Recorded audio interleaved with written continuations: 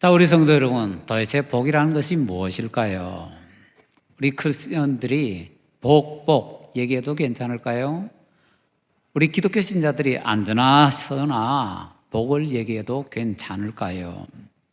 성경적으로 제대로 알아야 뭘 말도 하고 아니면 뭐를 어떻게 얻기 위해서 노력도 하고 그렇게 할 수 있을 것 아닌가 싶습니다.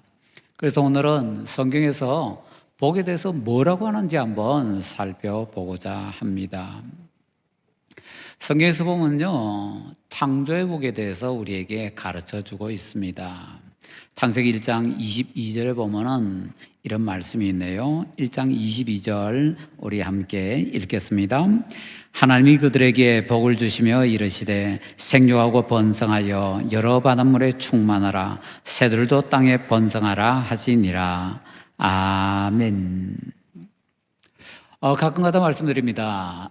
아주 중요한 단어가 성경에 처음 나올 때는 처음 나오는 그 부분에서 굉장히 중요한 여러 가지를 많이 가르쳐 준다라고요. 복이라는 단어가 성경에 처음 나오는 것이 바로 창세기 1장 22절입니다.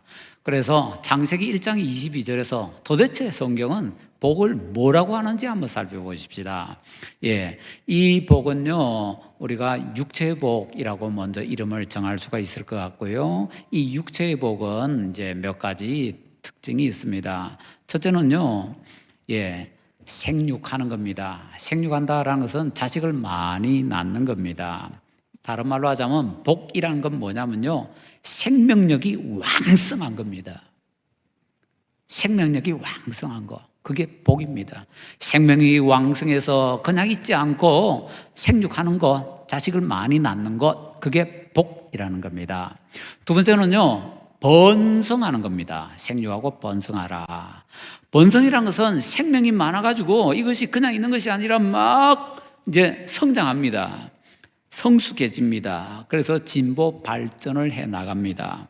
그래서 그런 것들을 정리하자면 번성한다 또는 번영한다라고 얘기할 수 있는데요.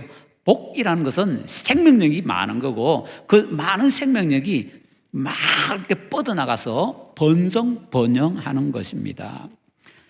그 다음에 세 번째로는요, 또 땅에 충만하라 라고 하나요. 복의 세 번째 성격은요, 충만해지는 겁니다. 생명력이 아주 많고 그 다음에 그것이 점점 뻗어나가서 번성, 번영해지고 그런 정도가 한쪽 구석에서만 일어나는 것이 아니라 가득하게 채워지게 하는 것, 이게 바로 복이라는 것입니다. 그래서 성경이 말하는 복이 바로 이런 성격이기 때문에 성경에서 이것을 복이라고 하니까 복에 대해서 우리는 성경이 가르쳐주는 그냥 개념 그대로 좀 받아들일 필요가 있다 하는 것입니다. 이런 복을 일컬어서 육체의 복이라고 할 수가 있습니다. 하나님께서 천지를 창조하시면서 이제 식물을 창조하시고 나서는 아무 말씀도 안 하시는데요, 동물을 창조하시고 나서 이 복을 명령하십니다. 생육하고 번성하여 땅에 충만하라 그러면서 복을 주시는 것이지요. 이 모든 것이 우리의 육체와 관련이 있기 때문에 육체의 복이라고 말씀을 드렸던 것입니다.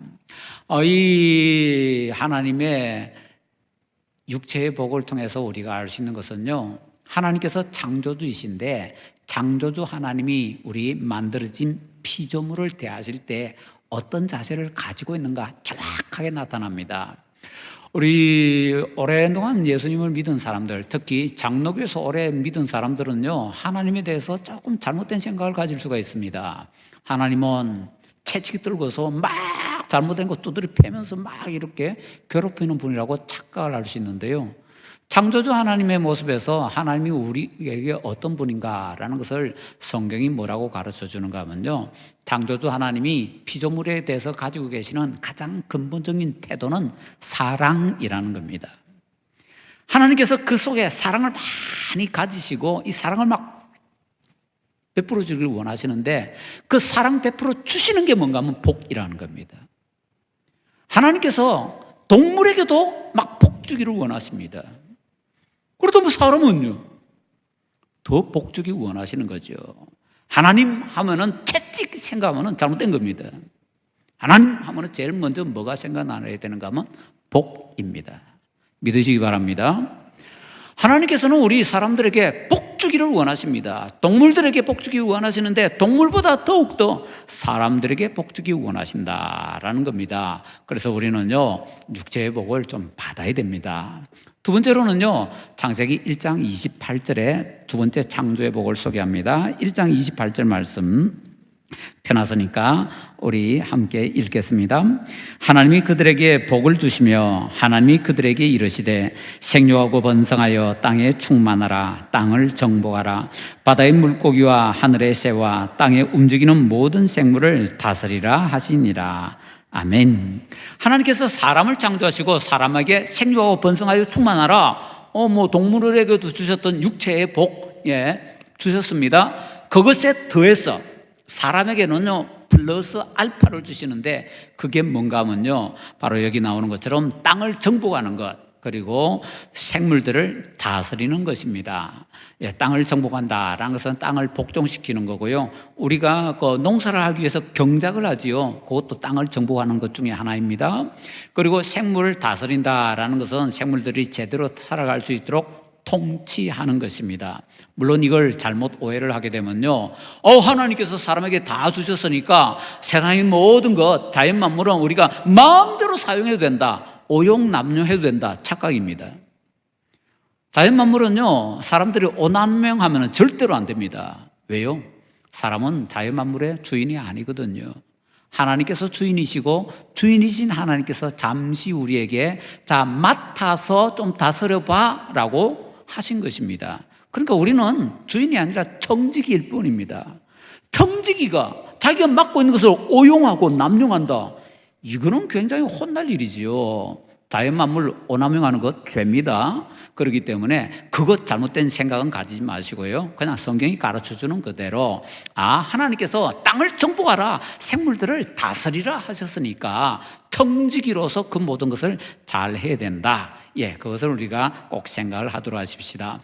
자, 그렇게 잘 정복하고 다스린다라는 것은 조화를 잘 이루게 만드는 것입니다.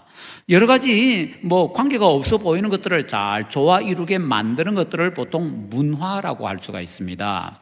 그래서 우리 칼뱅주의에서는요, 우리 장로교에서는 요 창세기 1장 28절에 제목을 붙입니다. 뭐라고 붙이는가 하면 문화명령이라고 붙입니다. 문화에 대해서 하나님께서 명령하신 말씀이라는 것입니다. 자, 우리 장로교에서는요, 문화적인 사명이 있다는 것을 창세기 1장 28절을 통해서 굉장히 강조합니다. 그런데 조심하셔야 되는 것은 이 문화라는 것은 명령에만 그치지 않는다라는 것이지요. 문화는요, 하나님께서 사람들에게 주신 고귀한 복이기도 하다는 겁니다. 다시 말하면 사람들에게 주신 특권이다라는 것이지요.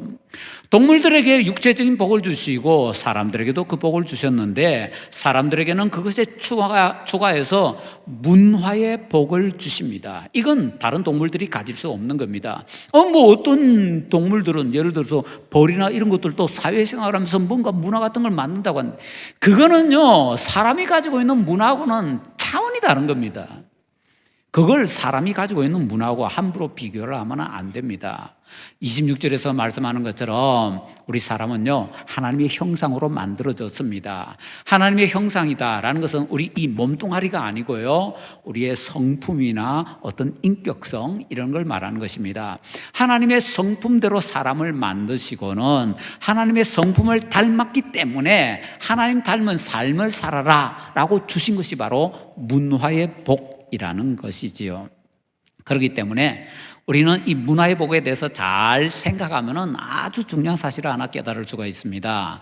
그것은요, 우리 사람은 자연의 한 부분이기는 하지만은 그러나 다른 자연 만물들과 똑같은 존재가 아니라 세상 모든 만물보다 한 단계 위에 있는 한 수 위의 존재라는 것입니다. 우리가 보통 사람을 만물의 영장이라고 얘기합니다. 그런데 그 뜻을 좀 정확하게 아셔야 됩니다. 영장이란 것이 뭐냐? 사전을 보면은 이렇게 얘기합니다. 영묘한 힘을 가진 우두머리. 보통 우두머리가 아니라 영묘한 힘을 가진 우두머리가 영장이래요. 그러면 진화론에 따르면 사람이 만물의 영장이 될 수 있을까요? 똑같은 존재들이 어쩌다가 뭐 이래가지고 뭐 아주 높은 존재가 됐다고 하는데 그 영장이라고 할 수 있나요? 진화론에 따르면 사람은 절대로 만물의 영장이 될 수가 없습니다. 똑같은 존재는요, 영장이 될 수가 없습니다. 차원이 다른 더 뛰어난 존재라야만 영장이 될 수가 있는 것입니다. 사람은 하나님의 형상으로 만들어졌기 때문에 그래서 자연 만물과 비슷한 것 같지만 한 차원 더 높은 고단수의 그런 영장이라는 것이죠. 그 영장, 만물의 영장으로서 사람이 누리는 복이 뭔가 하면은 문화의 복이라는 것입니다. 모든 육체적인 부분에 있어서 복을 누리지만은요, 사람들은 일반 동물들이 누리지 못하는 그런 문화의 복을 하나님 닮았기 때문에 누릴 수 있도록 하나님께서 주셨다라는 것이지요. 그렇기 때문에 사람을 자연의 한 부분으로 보고 자연의 뭐 미생물 뭐 어떤 것이 뭐 변해가지고 최고의 존재인 사람이 되었다. 이거는 진화론에서 잘못 봐도 너무 잘못 보는 부분인 거지요. 자연 만물 중에서 최고로 진화해서 만들어진 존재가 사람이 아니라 원래 다른 모든 피조물들과 비교할 수 없는 독특한 최고의 존재로 만들어진 그런 존재가 바로 우리 사람이다라는 것을 꼭 기억을 해야 됩니다. 그 사람들에게 너무나 소중하니까 동물과 좀 다른 삶을 살아라 라고 주신 복이 뭔가 하면 문화의 복이라는 거지요. 우리가 뭐 세상 살면서 경험하게 되는 권력이라든지 어떤 지위라든지 이런 것도 있잖아요. 그런 것들도 문화의 복 중에 하나입니다. 자, 그 다음에 이제 창조의 복에서는 세 번째가 뭔가 하면 우리가 읽었던 본문의 말씀 2장 3절에 있는 안식의 복입니다. 하나님께서는 일곱째 날을 복되게 하셨습니다. 잘 생각해 보세요. 하나님께서는 신이십니다. 신은요, 어떤 일을 많이 했다고 해서 피곤하지가 않습니다. 피곤하면 일단 신이 아닙니다. 그럼 피곤하지도 않은데 하나님께서 왜 안식하시죠? 말이 안 되잖아요. 쉴 필요 없는 하나님께서 일부러 쉬셨대요. 그러면 뭔가 목적이 있겠지요. 그 목적은 하나님을 위한 것이 아니지요. 하나님께서 왜 쉬셨을까요? 사람을 위해서. 사람에게 안식의 복을 주기 위해서 쉴 필요 없는 하나님께서 일부러 쉬시는 겁니다. 그러면서 그날을 이제 거룩하게 하십니다. 거룩하게 하신다라는 것은 구별하시는 것입니다. 이 구별하심으로써 이 안식의 복이 뭐가 되는가 하면은 영적인 복이 되게 됩니다. 생물이나 인간이나 다 하나님의 복을 먹고 하나님의 복을 누리고 삽니다. 그렇지만 복에는요, 다 똑같은 것이 아니라 차등이 있습니다. 복 중에서 가장 낮은 차원의 복이 육체의 복, 그보다 더 높은 차원의 복이 문화의 복, 문화의 복보다 더 높은 차원의 복이 안식의 복. 이 안식의 복은 영적인 복입니다. 사람이 가장 사람다울 때는 언제일까요? 육체의 복을 누릴 때일까요? 문화의 복을 누릴 때일까요? 아니면 안식의 복을 누릴 때일까요? 뻔한 거죠. 사람만 할 수 있는, 그것도 하나님 닮은 사람이기 때문에 할 수 있는 최고의 복을 누리는 것, 안식의 복을 누리는 것이 사람이 가장 사람답게 사는 것이더라 하는 것이지요. 사람이 진짜 만물의 영장이 되려면요, 그래서 육체의 복만 아니라 문화의 복을 누려야 되고, 문화의 복만 아니라 안식의 복까지도 반드시 누려야 된다라는 것입니다. 그런데 우리 성도님들에게 이렇게 질문을 던지고 싶네요. 우리 성도님들은 지금 안식의 복을 누리고 계시는지요? 그냥 사람들에게 듣기 좋은 말로 나 안식 누리고 있어, 그거 말고요, 아무도 없을 때 진짜 나 혼자 앉아서 하나님께서 내 영혼에 주시는 그 평안과 그 쉼을 나는 누리고 있어 라고 얘기할 수 있으신지요? 어떤 사람 하나를 예로 한번 들어보십시다. 대한민국에서 옛날에 어떤 단어가 쓰이다가 요즘은 안 쓰이는 단어가 있습니다. 그건 바로 행복전도사라는 단어입니다. 행복전도사로 알려져 있던 최윤희 씨는 2010년 10월 7일 경기도 고양시의 어떤 한 모텔에서 남편과 함께 숨진 채로 발견되었습니다. 삶의 원동력으로서 희망, 특히 IMF로 인해서 우리가 너무나 삶이 피폐해졌을 때에 그때 절망하고 있는 대한민국 사람들에게 희망, 희망만이 오직 우리 살 길이다. 그렇게 외치면서 그렇게 인기를 끌었던 사람이 늘 구수한 웃음을 웃으면서 사람들에게 보여줘서 또 어떤 사람들은 행복전도사만 아니라 웃음전도사라고 별명을 붙일 정도로 그렇게 살았던 사람이 극단적인 선택을 했습니다. 남편과 함께. 최윤희 씨는 숨지기 전에 자기가 직접 쓴 거로 보이는 편지지 한 장 분량의 유서를 남겼습니다. 거기에 이제 마지막에 미안하다는 여러 가지 말을 붙여서 그렇게 했는데 그 내용을 보면요, 이런 내용이 있습니다. 제목에 떠나는 글이라고 했는데 그 중간 부분에 이래 있네요. 저희는 행복하게 살았습니다. 작은 일에도 감사하고 열심히 최선을 다해서 살았습니다. 그런데 2년 전부터 여기저기 몸에서 경계경보가 울렸습니다. 폐에 물이 찼다는 의사의 선고 후 숨쉬기가 힘들어 응급실에 실려갔습니다. 더 이상 입원해서 링거 주렁주렁 매달고 살고 싶지는 않았습니다. 저는 통증이 너무 심해서 견딜 수가 없었고 남편은 그런 저를 혼자 보낼 수는 없고 그래서 동반 떠남을 하게 되었습니다. 라고 하면서 2년 동안 입퇴원하느라 너무 지쳐서 남편과 함께 이 극단적인 선택을 했다라고 합니다. 마지막에 이렇게 더 덧붙였더군요. 그래도 감사하고 희망을 붙잡으려 노력했는데 700가지 통증에 시달려 본 분이라면 마음을 이해해 줄 것입니다. 라고 해요.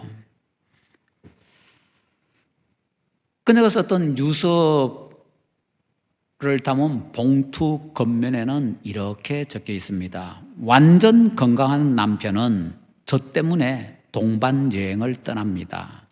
평생을 진실했고 준수했고 성실했던 최고의 남편, 정말 미안하고 고마워요. 대한민국 최고의 행복 전도사가 어떻게 남편과 함께 이런 극단적인 선택, 자살을 할 수 있단 말입니까? 이유는 단순합니다. 안타깝게도 그분은 육체의 복, 문화의 복은 잘 알았고 그 육체의 복과 문화의 복을 누리기 위해서 많이 노력을 했는데 그 위에 더 고귀한, 더 사람답게 만드는 복에 대해서 몰랐던 것입니다. 그리고 그것을 누리지 못했던 것입니다. 사람들이 이렇습니다. 그렇기 때문에 하나님께서는 창조의 복으로 이렇게 육체의 복, 그리고 문화의 복, 안식의 복을 준비해 주셨다가 사람들이 죄를 짓고는요, 다 깨버리고 잃어버리게 되자 새 창조를 하시면서 새 창조의 복을 더해 주십니다. 그래서 우리에게는 더 많은 복이 주어졌는데 안타깝게도 최윤희 씨 부부가 모르던 복이죠. 그 복에 대해서 조금 더 말씀을 드리면요, 어떤 복이 있는가 하면은 갈라디아서 3장 14절에 보니까 아브라함의 복이 있습니다. 이런 말씀이 있습니다. 이는 그리스도 예수 안에서 아브라함의 복이 이방인에게 미치게 하고 또 우리로 하여금 믿음으로 말미암아 성령의 약속을 받게 하려 함이라. 하나님께서 새 창조를 통해서 우리에게 주시는 복이 뭔가 하면 아브라함의 복입니다. 아브라함의 복이 뭐죠? 그 앞에 갈라디아서 3장 8절 9절에서 이렇게 가르쳐 줍니다. 또 하나님이 이방을 믿음으로 말미암아 의로 정하실 것을 성경이 미리 알고 먼저 아브라함에게 복을 전하되 모든 이방인이 너로 말미암아 복을 받으리라 하였느니라. 그러므로 믿음으로 말미암은 자는 믿음이 있는 아브라함과 함께 복을 받느니라. 유대인만 아니라 이방인들도 아브라함과 함께 복을 받게 되는데 그게 아브라함의 복이고 그 아브라함의 복은 믿음으로 받게 된다라고 하네요. 그걸 좀 더 구체적으로 가르쳐주는 성경 구절이 있습니다. 로마서 4장 9절이네요. 그런즉 이 복이 할례자에게나 혹은 무할례자에게도냐 무릇 우리가 말하기를 아브라함에게는 그 믿음이 의로 여겨졌다 하노라. 아브라함의 복이 뭐냐? 믿음으로 의롭다움을 받는 것. 의롭다움을 받는 것 뭐라고 하죠? 칭의. 그러니까 새 창조를 하시면서 하나님께서 주시는 아브라함의 복이 뭐냐? 예수님을 통해서 우리에게 주시는 칭의의 복이라는 겁니다. 칭의의 복의 다른 성격을 또 로마서 4장 7절이 가르쳐 줍니다. 불법이 사함을 받고 죄가 가리어짐을 받는 사람은 복이 있고, 칭의의 복, 어렵다함을 받는다는 이 복이 뭐냐? 죄를 사함받는 복이라는 것이지요. 동전의 앞면 뒷면입니다. 예수님께서 나라는 이 죄인을 위해서 십자가에서 대신 못 박혀 죽어주시고 3일 만에 다시 부활하셨는데, 바로 그것이 나를 위한 것이요 라고 믿음으로써 죄 사함을 받는 복, 어렵다함을 받는 복, 이것이 사람이 누릴 수 있는 최고의 복 중에 하나다라는 것입니다. 자, 이것을 아브라함의 복이라고 하고 칭의의 복이라고 하고 또는 사도의 복이라고 할 수가 있는 것입니다. 그러면 하나님께서는 새 창조하시면서 이 복만 주시느냐? 아니요. 처음 창조하실 때도 여러 복을 만들어 주시잖아요. 새 창조하실 때도 더 많은 복을 주십니다. 그것이 뭘까요? 자, 에베소서 1장 3절로 한번 가보시겠습니다. 자, 신약성경 에베소서 1장 3절로 가보십니다.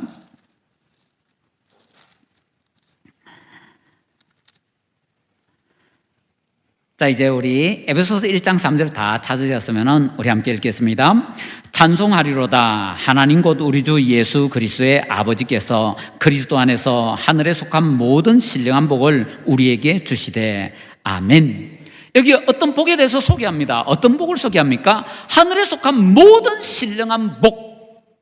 어마어마하게 많은 복이 있다는 겁니다. 하늘에 속한 신령한 복. 그 모든 것을 우리 신자들에게, 그리스도 안에서라는 것은 예수님 믿는 사람들에게라는 겁니다. 예수님을 믿는 사람들에게 통째로 다 쏟아부어 주기를 원하신다라는 것입니다. 그래서 새 창조의 복은요, 예수님을 믿음으로써 죄사함 받고 의롭다함을 받는 복이 있고, 그 복에 더해서 플러스 알파로 하늘에 속한 모든 신령한 복을 다 쏟아 부어준다라고 하나님께서 이렇게 우리에게 복이 준비되어 있다라고 약속의 말씀을 주십니다. 자, 우리 성도 여러분, 오늘부터 성경을 읽을 때 평소에 생각하지 않던 그런 단어에 한번 신경을 쓰면서 한번 봐보시는 게 어떨까요? 구약 성경 보실 때 복이라는 단어가 얼마나 많이 나오는지 한번 보세요. 어떤 분들은 이렇게 얘기합니다. 그거는 구약이고 신약에서는 복에 대해서 별로 얘기하지 않아. 그건 성경 잘 모르시는 말씀. 신약 성경에서 복이라고 하는 말이 얼마나 많이 나오는지 보세요. 여러분들이 상상하는 이상으로 어마어마하게 신약 성경에서도 많은 복을 얘기합니다. 그 복을 다 모아서 뭐라고 합니까? 하늘에 속한 모든 신령한 복이라고 얘기할 수가 있는 것입니다. 하나님께서 우리에게 이렇게 복 주시기를 기뻐하신다라고 합니다. 그래서 우리는 복에 대해서 제대로 정리를 해야 되겠습니다. 복에 대해서 정리할 때 딱 3가지 제대로 잘 정리하셔야 됩니다. 첫째로, 하나님께서 복을 창조하셨다라는 사실입니다. 이상한 말 같지만 잘 들어보세요. 하나님께서 세상에 없던 빛이 있으라 말씀하시니까 없던 빛이 생겼습니다. 그런 걸 우리는 뭐라고 합니까? 창조라고 합니다.